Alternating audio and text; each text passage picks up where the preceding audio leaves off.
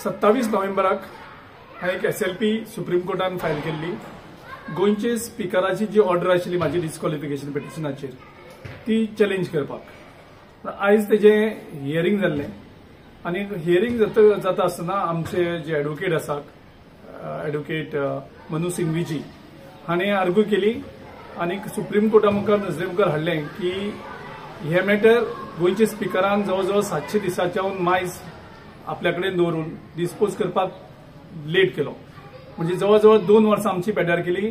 Term आसता फक्त 5 वर्सांचे आनी आतां उरल्या फक्त 2 वर्सां. त्या खातीर सुप्रीम कोर्टाच्या नजरेक हाडून दिलें की हें डायरेक्ट आमी येवपाचें कारण म्हणजे हायकोर्टान गेले जाल्यार आनीक टायम जातलो. आनी दुसरें म्हणजे हायकोर्टान म्हाज्या पयली पिटिशनान ऑलरेडी हो जो सब्जेक्ट मॅटर ऑफ लॉ आसा तेजेर ऑलरेडी ऑर्डर पास केल्ली आसा.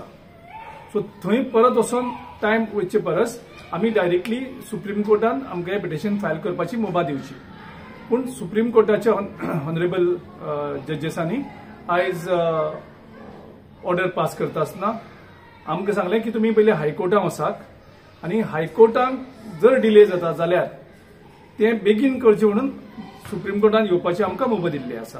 आनी त्या खातीर आमच्या लॉयरान तें पिटिशन विथड्रॉ केलें हायकोर्टान फायल करपाक.